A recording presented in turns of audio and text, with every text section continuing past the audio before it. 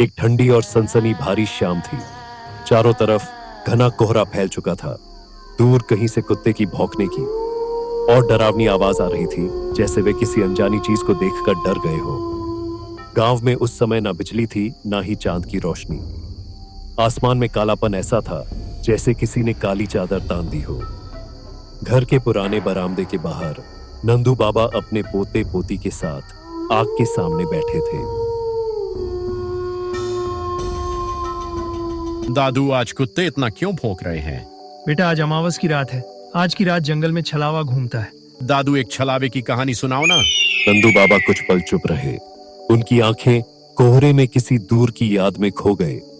फिर धीरे से बोले, ठीक है, मैं तुम्हें अपने सामने हुई एक घटना बताता हूँ, तो सुनो। गुलियारा घाटी के जंगल के किनारे बसा था छाया कुंड गांव। चारों तरफ घना डरावना जंगल, और उस रात अमावस की काली परछाइयां पूरे गांव को निगलती सी लग रही थी। पूरा छाया कुंड एक अजीब सी खामोशी की चादर में दबा पड़ा था। दूर कहीं जंगल से सियार की डरावनी आवाज और सूखी हवा में पत्तों के चटकने की आवाज ही सुनाई दे रही थी। इसी गांव के बीच था एक छोटा सा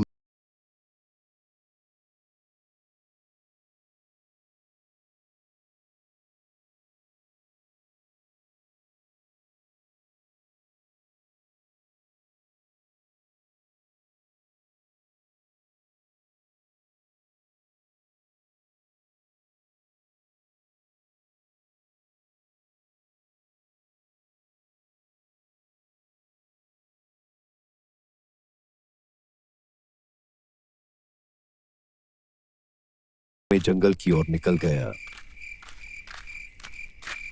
उधर गांव के बीचों बीच पुराने पीपल के नीचे बनी हरिया की चाय की दुकान अब बुझते अंगारों में टिमटिमा रही थी। वहीं कुछ गांव वाले बैठे थे, बबलू, दीपक, हरिया और नंदू बाबा। अरे, आज ये कुत्ते इतना क्यों भौंक रहे हैं? पूरा गांव डरा हुआ है। मेरा मन तो कह रहा है कोई आत्मा या पिशाच बाहर घूम रहा है। आज अमावस भी है। आज की रात जंगल में जाना मतलब मौत को न्योता देना है। छलावा आज घूमता है रास्तों पर। सुना है रूप भी बदल लेता है, कभी इंसान जैसा, कभी जानवर जैसा। इतनी बातें ही हो रही थी कि तभी दूर से दीप नारायण आता दिखा। एक हाथ में कुल्हाड़ी, एक हाथ में लालटेन। लालटेन की कांपती लो उसके चेहरे पर अजीब सी चमक दिखा रही थी। अरे दीपू, कहाँ चला? इतनी रात को पागल हो गया है क्या? अमावस की रात है आज। बाबा, काम रुक नहीं सकता। लकड़ी के बिना घर का चूल्हा कैसे जलेगा? राधा भी मना करती है, पर क्या करूं? मत जा बेटा दीपू, आज जंगल में इंसान नहीं, छलावा घूम रहा है।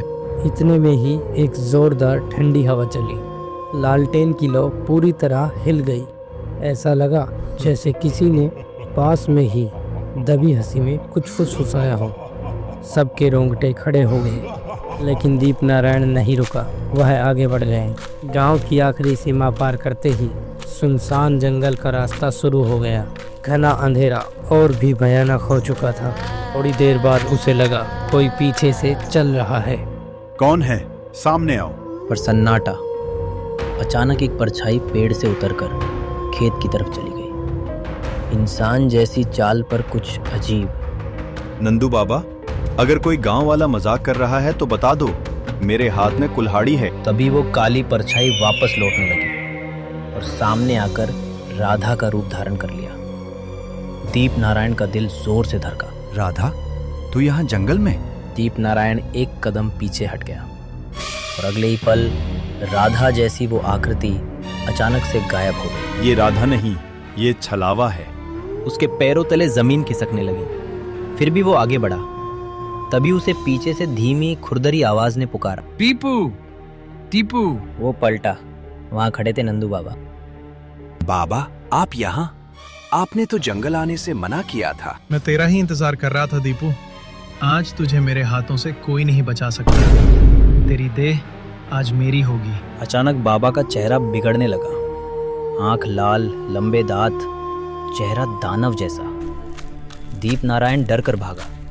छलावा पेड़ों पर चढ़ उतरकर उसका पीछा कर रहा था। आगे एक पुरानी खाई आ गई। पीछे से छलावा की हंसी। अब ना आगे रास्ता ना पीछे। आजा आजा, मैं नहीं डरता तुमसे छलावा।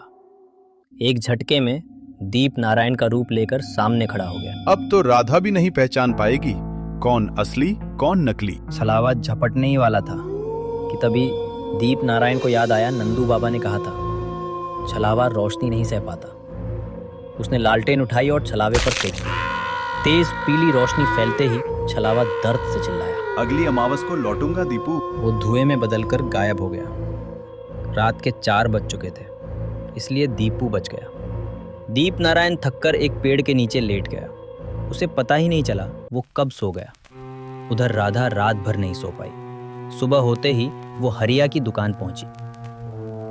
दीप नारायण अभी तक घर नहीं आया। सब लोग चिंतित हुए और जंगल की ओर निकल पड़े।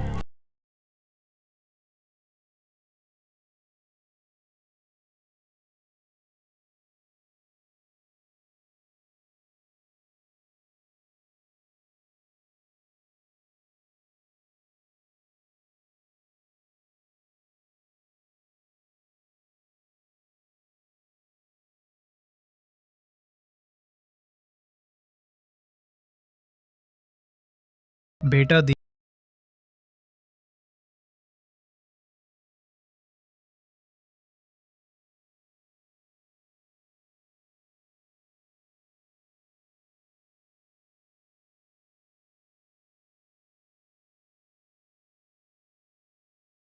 जरूर करें।